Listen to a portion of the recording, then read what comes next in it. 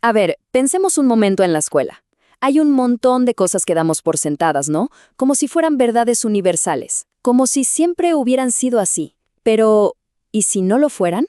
El sociólogo Pierre Bourdieu nos abrió los ojos a unas fuerzas ocultas, a una violencia muy sutil que moldea todo lo que aprendemos y cómo lo aprendemos. Hoy vamos a desentrañar esas ideas. Y para guiarnos en este análisis, que es un recurso pensado para la clase de Filosofía de la Educación del profesor Navarro Leonel, nos vamos a apoyar en el increíble trabajo del especialista Alicia B. Gutiérrez, que ha profundizado como pocos en el pensamiento de Bourdieu. Esta es la pregunta que nos va a guiar en todo el recorrido. ¿Por qué lo que nos enseñan parece tan natural, tan obvio, como si fuera la única opción posible? La respuesta que nos ofrece Bourdieu es tan profunda como, la verdad, un poco incómoda. Para poder entenderlo, vamos a seguir este camino.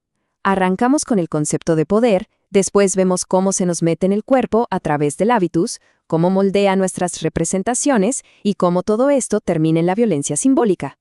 Luego le ponemos la lupa a la escuela y al final nos preguntamos si hay alguna forma de romper el ciclo. ¿Empezamos? Muy bien, vamos por el principio. Para Bourdieu, el poder y la sociedad no son algo que está solamente allá afuera, no. Tienen como una doble vida, una doble existencia que es clave para entender todo lo que sigue. Y acá lo vemos perfecto. Lo social existe en las cosas, o sea, en las estructuras objetivas, las leyes, las instituciones, la economía. Es literalmente la historia hecha cosa. Pero, y acá viene lo más interesante, al mismo tiempo existe en los cuerpos, en nuestras mentes, en nuestra forma de pararnos, en nuestros gustos. Es la historia hecha cuerpo. El poder está tanto afuera, en el mundo, como adentro nuestro. Ahora, la pregunta del millón. ¿Cómo es que el poder pasa de estar en las cosas a estar en los cuerpos? Bueno, el concepto clave para explicar ese puente es el hábitus. Es el mecanismo por el cual nos tragamos, por así decirlo, el mundo social. Ya sé, la definición suena como un trabalenguas, pero vamos a desarmarla. Estructuras estructuradas significa que nuestro hábitus es el resultado, el producto de las condiciones sociales en las que crecimos, pero al mismo tiempo funciona como estructuras estructurantes, es decir, organiza y genera nuestras acciones, pensamientos y percepciones de ahí en adelante. Es el pasado actuando en el presente, casi sin darnos cuenta. Y ojo, que el hábitus no es algo superficial, para nada. Es duradero, se nos mete en el cuerpo hasta que se vuelve una segunda naturaleza. No es que pensemos, ahora voy a actuar según mi clase social. No, simplemente actuamos. Y lo más increíble es que es transferible. Usamos estos esquemas para manejarnos en situaciones completamente nuevas. Y ni nos enteramos de que lo estamos haciendo. El proceso es más o menos así. Nacemos en un mundo con ciertas condiciones sociales, con ciertas relaciones de poder ya establecidas. Después, a través de un proceso larguísimo de inculcación, principalmente en la familia y la escuela, esas estructuras de afuera se van incorporando en nosotros hasta que, listo, forman nuestro hábitus, nuestra segunda naturaleza. Una vez que tenemos este hábitus incorporado, no se queda pasivo. Al contrario, se convierte en los lentes a través de los cuales vemos y entendemos el mundo. Es el que genera nuestras representaciones de la realidad. Esta cita de Bourdieu lo resume todo de una manera genial. Hay una correspondencia, como un eco, entre cómo está organizado el mundo allá afuera y cómo organizamos el mundo acá adentro, en nuestra cabeza. Nuestras categorías para pensar, lo bueno y lo malo, lo posible y lo imposible, son un reflejo de las divisiones del mundo social. Y acá, atención, porque este es un punto crucial.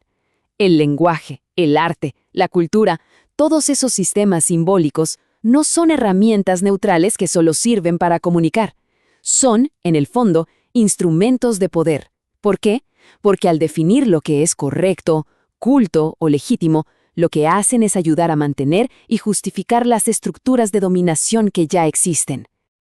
Con todo esto sobre la mesa, llegamos al concepto central que une todas las piezas del rompecabezas, la violencia simbólica. Es la forma más sutil y eficaz de dominación, porque funciona con nuestro consentimiento sin que nos demos cuenta. La violencia simbólica es ese poder que nos hace aceptar una visión del mundo, la de los grupos dominantes, como si fuera la única visión válida y natural. Su éxito depende justamente de que no veamos las relaciones de fuerza que hay detrás. No la percibimos como violencia porque sus mecanismos están totalmente ocultos. Alicia B. Gutiérrez lo describe de forma brillante en esta cita. Es una violencia suave porque no usa la fuerza física y se ejerce con nuestra complicidad porque nuestro propio hábitus, nuestras propias estructuras mentales ya están en sintonía con esas imposiciones. Aceptamos el juego porque básicamente no conocemos otras reglas. Y ahora sí, vamos a aplicar todo esto a la institución que nos interesa hoy, la escuela. Para Bourdieu, la escuela es uno de los lugares más importantes donde se ejerce día a día esta violencia simbólica. Esta es, probablemente, la afirmación más provocadora de Bourdieu y Passerón. Dicen que todo acto de enseñar, no importa qué tan buenas sean las intenciones, es una forma de violencia simbólica. ¿Por qué? Porque siempre implica imponer una forma de ver el mundo como si fueran la única, la verdadera. Vamos a desglosar esto un poco. La acción pedagógica, según Bourdieu, es una imposición. ¿Y qué impone? Un arbitrario cultural. Este término que suena tan complejo, en realidad se refiere a la cultura de un grupo dominante que se presenta como si fuera la cultura universal y válida. Esta imposición la ejerce una autoridad pedagógica, la escuela, el maestro. Pero el gran truco, la clave de su poder, es que esta autoridad oculta que esa cultura es arbitraria, para que todos la aceptemos como legítima y universal. Entonces, si este sistema es tan poderoso y lo tenemos tan metido adentro, ¿estamos condenados a reproducirlo para siempre? ¿Hay alguna manera de romper el ciclo? Este es el gran desafío. ¿Cómo podemos desaprender o transformar esos esquemas mentales, esos hábitos que la propia educación nos inculcó y que nos llevan a aceptar la dominación como si fuera algo normal? El texto de Gutiérrez, siguiendo a Bourdieu, sugiere algunas vías. La primera, y quizás la fundamental, es la toma de conciencia. Empezar a ver los hilos, a entender que lo que parece natural es en realidad arbitrario. Otra vía, mucho más estructural, es modificar las condiciones objetivas que generan esos hábitos desiguales. Y finalmente, un camino que es personal y colectivo a la vez. El autosocioanálisis, que es un esfuerzo constante por entender cómo nuestras propias formas de pensar y de sentir fueron moldeadas por la sociedad. Y para cerrar, queda una pregunta para la reflexión. Al pensar en el propio paso por la escuela, ¿qué conocimientos, qué valores o qué formas de hablar se presentaron como universales, pero que ahora, con estas herramientas, se pueden reconocer como arbitrarios culturales? Encontrar la respuesta puede ser el primer paso para empezar, de a poco, a romper el ciclo.